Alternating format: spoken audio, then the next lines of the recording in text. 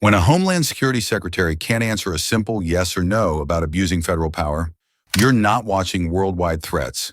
You're watching the threat of zero accountability. Because today, a member of Congress lays out a brutal case: DHS stonewalling oversight, hiding information, and treating the Constitution like a suggestion. And when she finally asks the cleanest question possible, is targeting members of Congress with DHS resources and abuse of power? The secretary tries to talk her way out of it until she gets hit with a line that's going viral for a reason. Watch this exchange closely, especially the moment where the talking stops and the truth shows up. The greatest threat to the homeland right now is a Department of Homeland Security that the American people no longer trust, a department actively undermined by its own secretary. This is on you, Secretary Noem. Today's hearing is supposed to be about worldwide threats, but Madam Secretary, under your watch, the threat is coming from inside the building. Because when DHS, the department charged with keeping Americans safe, is caught breaking the law, lying to the American public, systematically dismantling oversight, fueling bigotry, and targeting vulnerable communities, trust is broken. Let's start with the basics. How can we trust your department with you at the helm? The American people deserve an answer, even if you've spent the past year dodging accountability like it's your full-time job. We need to talk about oversight. Oversight is not optional. It is not a courtesy because you feel like it. It is not something you entertain only when it's politically convenient to you. Yet, time and time again, Secretary Noem, you have treated congressional oversight as an inconvenience at best, and at worst, something to be invaded, ignored, or denied altogether. Republicans on this committee may be willing to hand over their constitutional duty in order to kiss this administration's butt cheeks, but I am not. I will never. My district is not, and the American people sure aren't. While Republicans turned this hearing into a praise fest for your failed tenure, communities across America, including mine in New Jersey, are made less safe because DHS under your leadership has become unproductive and malicious. All of the thank you that we keep hearing from across the aisle, there's no thank you from me. And we see the truth that you're trying to hide. The truth is you are deeply unqualified for the post you hold.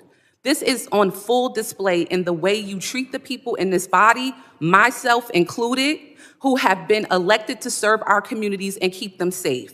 Representative Grajava, Senator Padilla, myself and others whose character, integrity, and bodies were attacked by your department without evidence and without apology.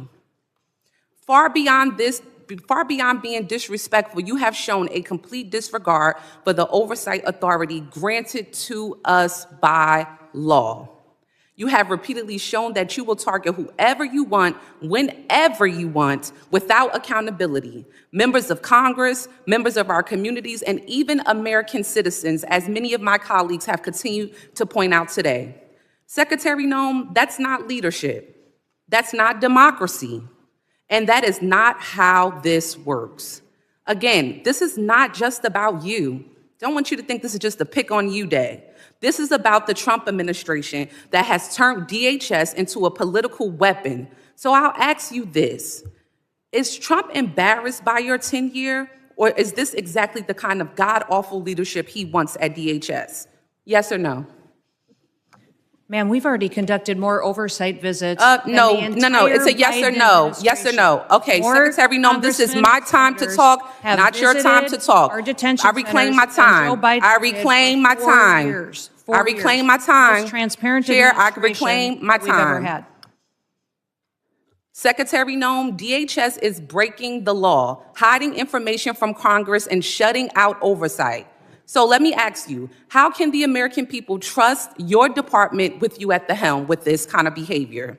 The American people absolutely trust this department to keep them safe. And we are showing that every day by the support we get across the country, the amount of people that we're recruiting to all of our different agencies. Thank you, Secretary Noem. Do you agree that using DHS resources to target members of Congress is an abuse of power? Excuse me, would you say that You again? would have heard me if you stopped talking you and would listened to stop my talking questions. crazy, Do quit you making agree stuff up. that using DHS resources to target members of Congress is an abuse of power? We are not doing that. We are out there enforcing the law, doing our work, and we are allowing oversight Of course, we're not visits going to get any more than the answers. With entire that, Joe Mr. Biden Chairman, I administration yield did. back.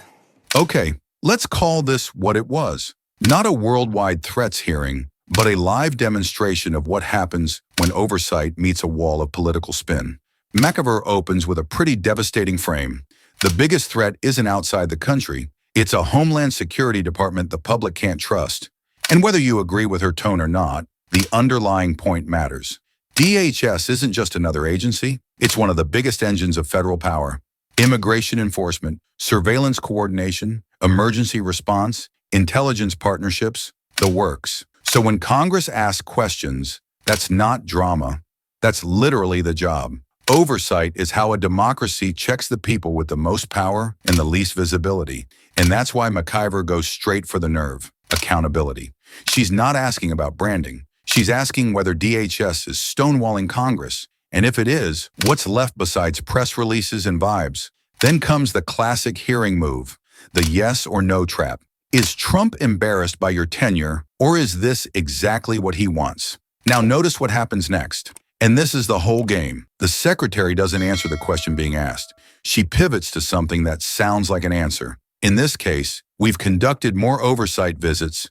That's not an answer. That's a press statement trying to escape a spotlight. And that's why you get the repeated reclaiming my time. People love to mock that phrase, but it exists for one reason. Witnesses and officials will filibuster your clock until you run out of time and the question disappears. It's basically parliamentary self-defense. But the most revealing moment isn't the Trump question. It's the clean power abuse question at the end. Do you agree that using DHS resources to target members of Congress is an abuse of power? That's the question that should have gotten an immediate direct response. Because if the answer is yes, then you're admitting the danger. If the answer is no, you'd better explain what DHS has been doing and why. Instead, the secretary stalls. And then McIver drops the line that sums up the entire exchange.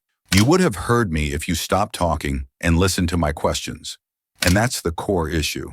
Not just talking over a lawmaker, talking over oversight itself. Because here's what accountability looks like.